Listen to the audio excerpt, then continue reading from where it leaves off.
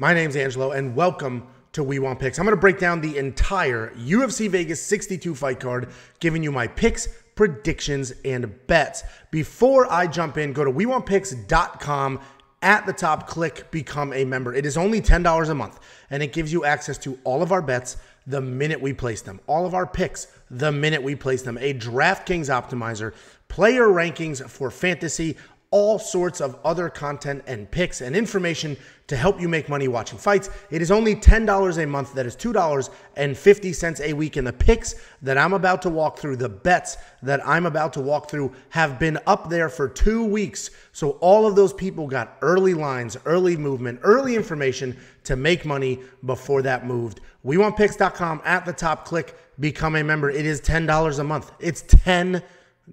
That's less than Netflix. $10 a month. WeWantPicks.com. At the top, click Become a Member. And if you want $50, we will literally send you $50 as a thank you. All you need to do is go to WeWantPicks.com/bets, sign up with any one of our betting partners, make a deposit, and I'll send you $50. Cash App, PayPal, Venmo, however you want it. That's WeWantPicks.com/bets. Let's jump into this fight card. This was originally a 13-fight card. We've lost 2, which really sucks because I loved Joe Anderson Brito. I had a bet on him as an underdog.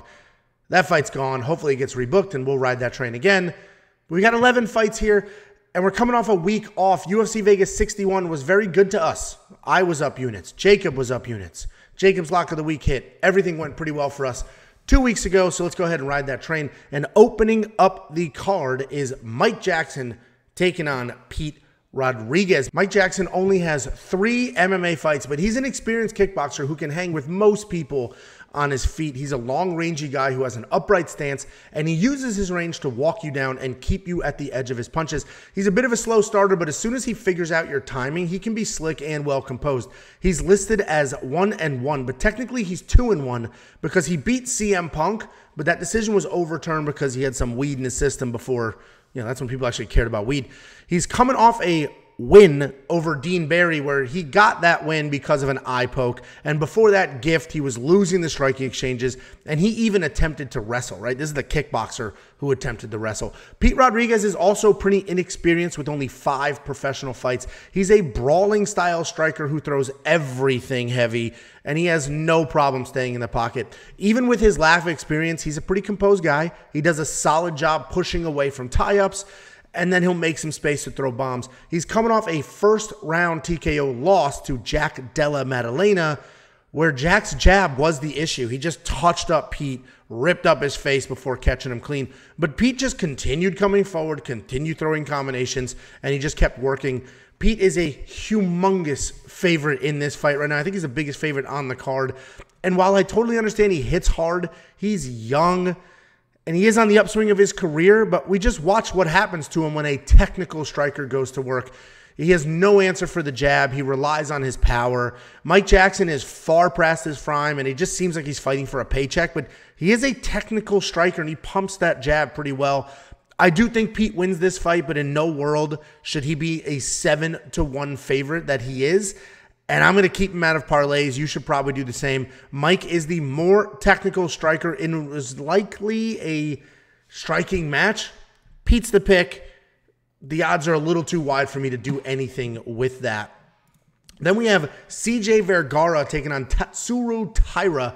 CJ Vergara is a powerful striker with solid forward pressure, and he's a very good striker with clean boxing and solid knees. He likes to fight inside the pocket where he can use his clinch work and showcase some of that power. He's coming off that win over Clayton Rodriguez, where he had non-stop forward pressure. It did get him taken down, but he continuously worked back to his feet, and he just really showed his scramble skills. Tatsuro Taira is a big prospect, and people have been talking about him for a while now. He's the #1 ranked flyweight in Japan.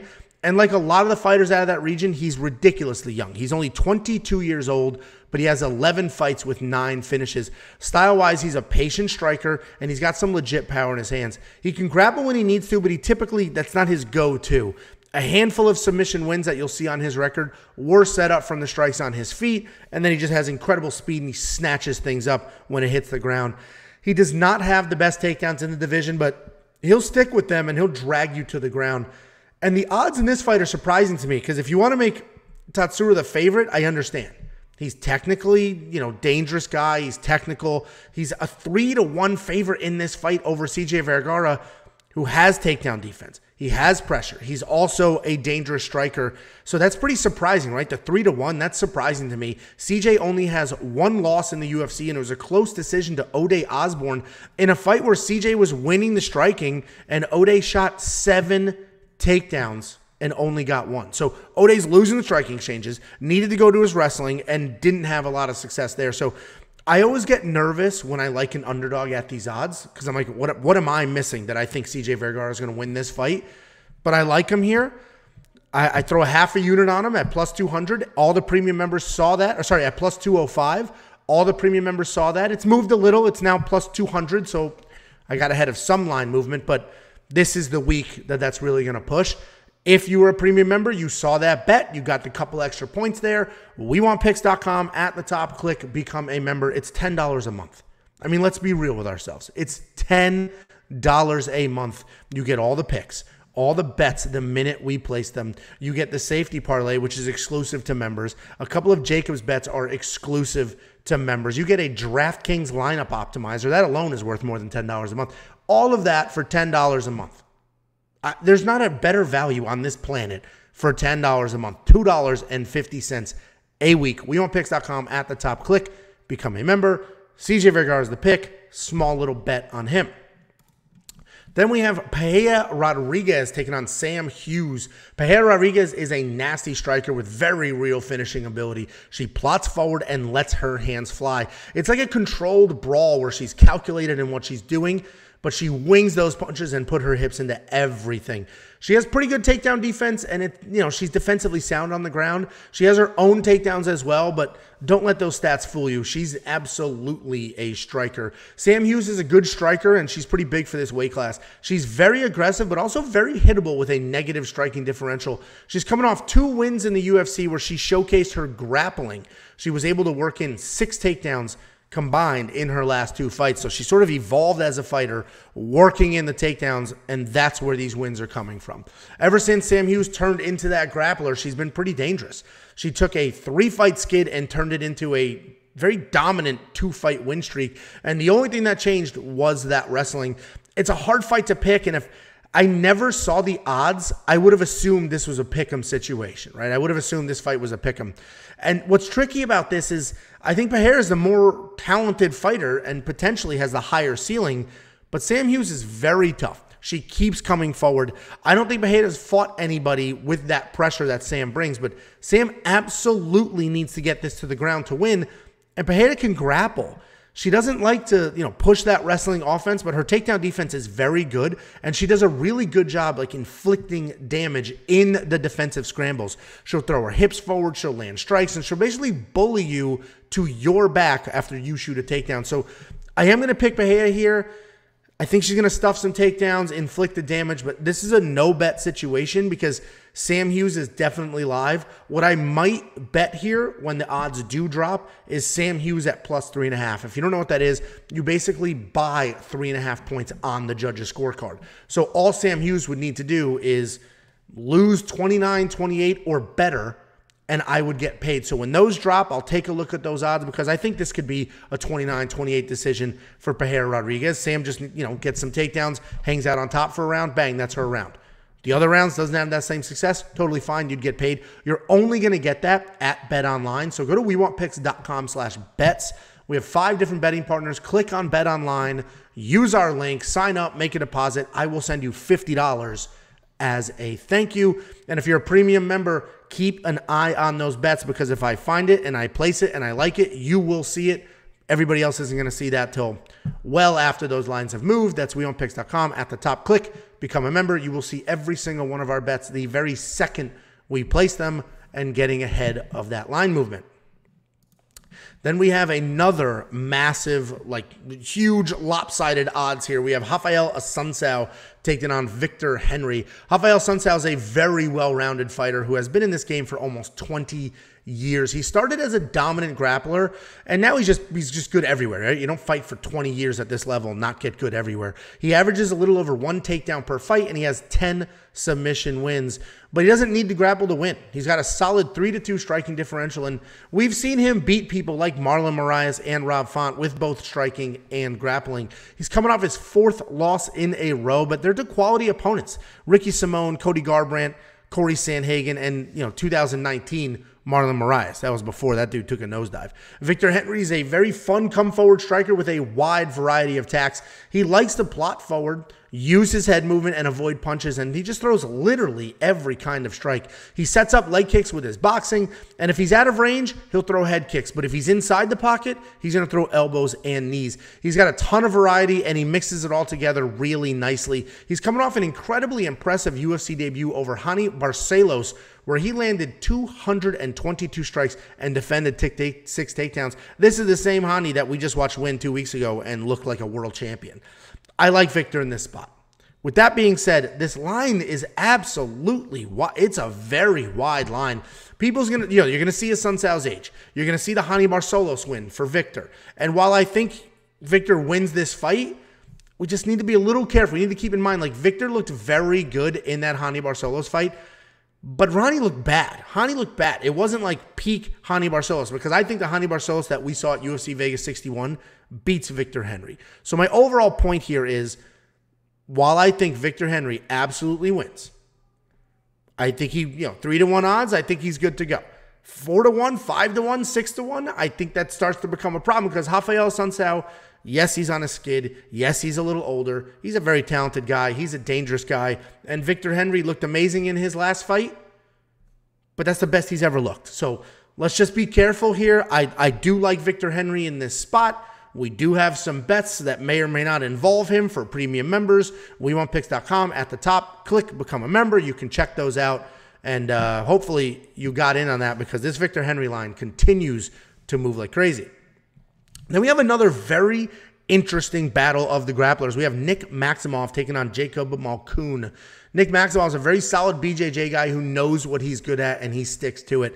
His striking is pretty raw, but his MMA takedowns continue to improve. He has a college wrestling background, and he showed it off against Punahil Soriano with 11 takedowns. He showed solid fight IQ in that fight, because Nick was getting outstruck in the first round, and then he just completely reset, went to the wrestling, and then he dominated. He's coming off a submission loss to Andre Petrosky, where he, meaning Nick, initiated the takedown, and he essentially was caught in a scramble. That's how he got submitted. Jacob Malkoun is a grappler who can strike. He likes to plot forward, and he throws everything with power, and because of all of his punches being looping, some of them can have some sting on them. Even his jab isn't just straight out, right? There's looping action to that jab as well, and he sends it with a lot of power. He steps into everything, which can leave him open for takedowns, but it does add that sting that we talked about. He's a capable wrestler who lowers his level, and he times his shots well. Most of his shots are clean, and they're just right up the middle, in the middle of the cage, and that works well for him. He averages almost 7 takedowns per fight,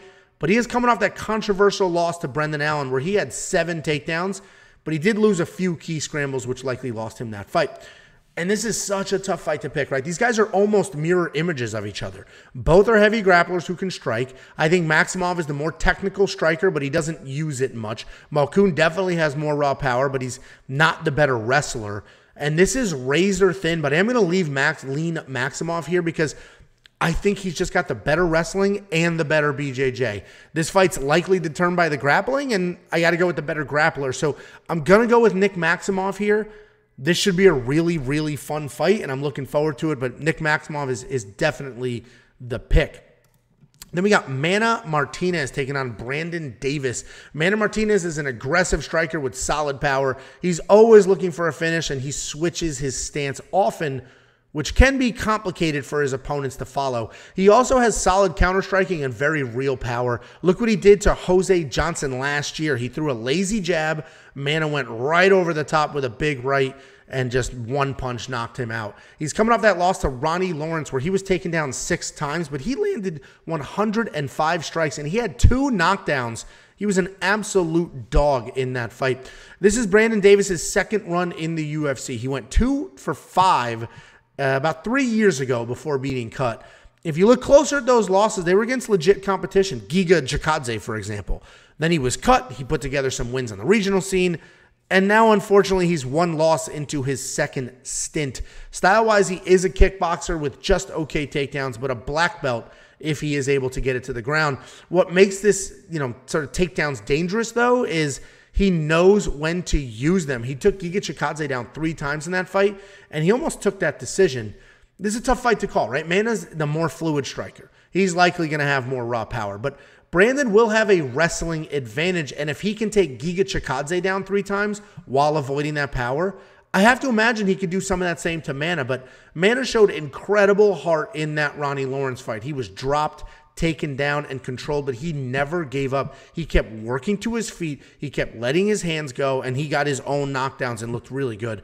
And I got to go with Mana here because of that cleaner technique, and I know that if he gets into trouble, he's not going to stop. You can trust Mana Martinez to fight for your money, continue coming forward, and just looking for that win the entire time. So Mana Martinez is the pick. Then we have an interesting fight here that's definitely closer than a lot of people are going to think. We got Misha Cirkunov taking on Alonzo Menifield. Misha Cirkunov is a very good grappler with big shots on his feet and solid kicks as well. He uses those big strikes to set up takedowns, which is where he shines. His takedowns are solid and very well timed. He's aggressive on the ground, and he's always looking for a finish. He throws up a bunch of submissions, and he can be relied on to stick to his strengths, which is good because he doesn't really have the striking to hang with a lot of these guys. He is coming off that submission loss to Wellington Turman, where he went 1 for 3 in takedown attempts and was ultimately submitted while on top. Alonzo Menifield has great power, great takedown defense, and he's looking to take your head off with every single punch. Historically, the knock on him was his cardio, but we've seen him, gas in the past. But his fight against Ed Herman, and even in that loss against William Knight, he showed that he can keep a pace for 15 minutes. Alonzo Menifield has power, speed, athleticism, an 83% takedown defense. And now, if we trust him to have some cardio, then he's a very dangerous guy. He's coming off that KO win over Askar Morozov, which, I don't know how much stock you can put into that, because if you remember, Askar just straight up lied about his record, and then he was suspended. And this is a tricky fight. It almost feels like that Johnny Walker, Jan Kutalaba fight from a few weeks ago, right? Cirkunov he's absolutely capable of taking Alonzo down and submitting him, but he only has 1 win since 2019, but people are ignoring how dangerous he is. Alonzo Menifield is incredibly dangerous and proven he can win fights multiple ways, but he's also struggled in fights that he should have won. Like, he should have beaten William Knight and Devin Clark. I'm going to pick Menifield here because he can win by knockout. He can probably win a decision. And Misha can really only win if he gets the takedown, and that might be hard to do. This entire card is loaded with 2-1 favorites that should be almost pick'ems, and this is another one. This should be a much closer fight than the odds are telling you that it is.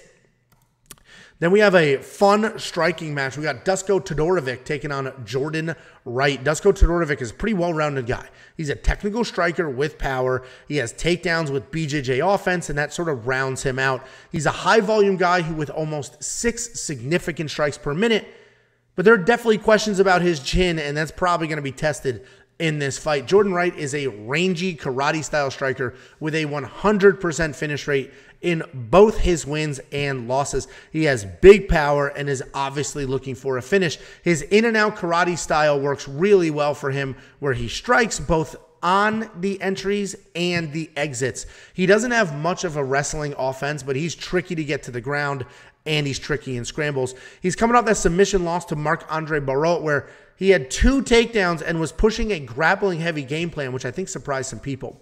Jordan Wright is a kill or be killed fighter, and in this spot, I think his lights get put out, right? Dusko should be the much better striker, and while he's also a bit chinny, I think he avoids that big power. I'm confident in Dusko, but if Jordan pushes a wrestling-heavy game plan, like he attempted to in his last fight, he actually could have some success. So Dusko only has a 50% takedown defense, and he was taken down 3 times by Gregory Rodriguez. So Dusko's going to be the pick here, and while I am confident, somebody like Jordan is always going to be live in their fights. Then we have Askar Askarov taking on Brandon Royval in what could be a fight of the night. When he's on, Askar Askarov is a beast. He can Dagestani wrestle. He can be an effective striker. But he isn't just a wrestler looking for control. He threatens with submissions, and he does fight well off his back if he ends up there. If you really want to see him showcase his skills, go check out his draw against Brandon Moreno. He let his hands fly. He shot takedowns. He threatened submissions, and that was an absolute war. He's coming off the loss to Kai Kara-France, which was not a good look. He had his strikes doubled, and he was only 2 for 14 on takedowns. So that loss to Kai Kara-France does have me a little bit worried in this fight. Brandon Royval is one of the most exciting guys to watch in the UFC. He's always looking for a finish, but he's got enough cardio to set a relentless pace for 15 minutes. He's dangerous on his feet with diverse striking and great speed. He's also a solid grappler with tricky submissions and a willingness to chase them. He throws crazy, brings a ton of pressure, and he just keeps coming forward. Brandon Royval is a problem for a lot of people, but he is absolutely kill or be killed, with all but one of his UFC fights ending in a finish. He's coming off that win over Matt Schnell where he was dropped, but he just managed to survive and get the submission, and that's Brandon Royval. You're going to see a lot of finishes, but, you know, a lot of those weren't clean and easy. There was some adversity along the way. Should be a really fun fight between two guys just willing to go at it. Brandon Royval is an offensive machine who loves coming forward. Askar can also set a nice pace, but it will likely wrestle under Royval's strikes. I see Royval being reckless and Askar just winning yet another decision. Royval's a very dangerous guy, and Askar is going to need to avoid those scrambles to stay safe, but Askar's the pick. I am very confident in him, but I do recognize that Brandon Royval is a very dangerous fighter, but this is one of the easier picks for me to make on the card. Co-main event of the evening, we have Jonathan Martinez taking on Cub Swanson. Cub Swanson is a legend and has been a legend for a very long time. He's a creative striker with incredible fight IQ and a ton of fun to watch. He's definitely starting to fade a little bit, but he does still have some power. And you don't get to legend status without being a diverse fighter, which means Cub can also wrestle and grapple while averaging 1 takedown per fight. Cub is just a better all-around fighter in this matchup, but he's going to need to manage the pace well. He's coming off that early knockout win over Darren Elkins back in December. Jonathan Martinez is a very well-rounded guy. He has nice technical striking and slick BJJ. He's got a Muay Thai striking style, which really nice kicks, and he uses that to control range. On the ground, he's very slick and can absolutely snatch something up. He doesn't go to his wrestling often, but when he does, it opens up his hands, and he wins those fights by KO.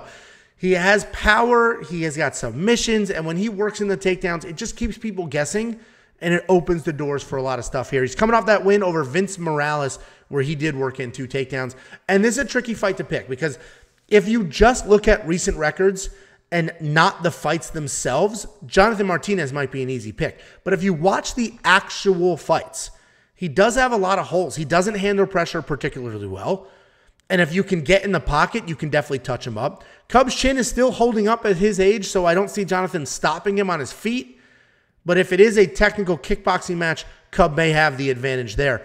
And this is a very tough spot because I think I'm going to have to lean Cub. Because of his experience, his level of competition, this is not the most confident pick in the world, and I'm still a little wishy-washy, but I do like Cub Swanson here. I just think the experience level, I think he's still dangerous. He still has a chin at his age. So Cub Swanson at 38 years old might be able to exploit the younger, more dangerous? I got my Mike Tyson going on here. Dangerous Jonathan Martinez. And that takes us to the main event of the evening. We have Alexa Grasso taking on Viviane Araujo. Alexa Grasso is a fun striker with impressive volume and takedown defense. She's listed at 60% takedown defense, but even Carla Esparza, who's probably top 3 wrestlers in the division, only went 4 for 11 with her takedown attempts against Alexa. Alexa stays busy, moves really well. She has potentially no problem slugging it out in the pocket. And while she does have power, if it's not fight-ending power, though, right, she'll use that power. It'll wear you down over time, and she'll start to take over. But she's not going to put your lights out. She is 3-0 at 125 pounds after moving up from 115. Viviane Araujo is a grappler who is very comfortable striking as well. She has technical boxing and great low kicks, but she does get hit pretty often and has a negative striking differential. She's athletic, fast, and always looking for a finish both standing and on the ground, but conditioning can be an issue for her in the later rounds, and because of that pressure, she'll slow down a bit. She averages over 2 takedowns per fight with a 60% takedown offense, which she will need in this matchup. And I think this whole fight comes down to Alexa Grasso's takedown defense. Vivi can hang in the striking department, but will most certainly be a step behind. And if she can't get the takedowns, this could look a lot like Caitlin Chikagian fight, where she had a third of the strikes, was completely outstruck.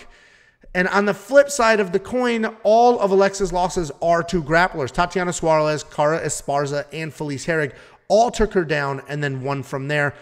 I am going to pick Grasso here because even if she cannot defend all of the takedowns, I think she'll be able to defend enough of them to still completely outstrike Vivi. And I think the judges will see just a complete striking disparity and then even a couple of takedowns. She'll defend some others. And I think she will get the judges' decision, especially later in the fight as Viviane starts to gas. So Alexa Grasso is the pick. This likely goes 5 rounds. And if you care about the round lines, become a premium member. We break down every single fight for premium members, and we do the over or under on the round line. So go there, check those out, build yourself some parlays, take a look at the round lines, place some bets there. We break down every single fight for premium members. The minute we place our picks, they are posted. The minute we place our bets, they are posted. We also give you the round line plays. We give you our raw notes. We give you all of the information you need for Monkey Knife Fight, Prize Picks, even Underdog Fantasy we've added, and now a DraftKings lineup optimizer. If you don't know what that is, it will literally build a lineup for you. You click a few buttons, it's pre-populated, and it will build a lineup for you. It'll build you a winning lineup, $10 a month for everything. We will never touch that price point. WeOwnPicks.com at the top. Click Become a Member. And if you want $50 for free, go to WeOwnPicks.com/bets. Sign up with any one of our betting partners. Make a deposit, and we send you $50 as a thank you. That's WeOwnPicks.com/bets. Stay tuned, and this should be a nice, busy week for us with more content to come.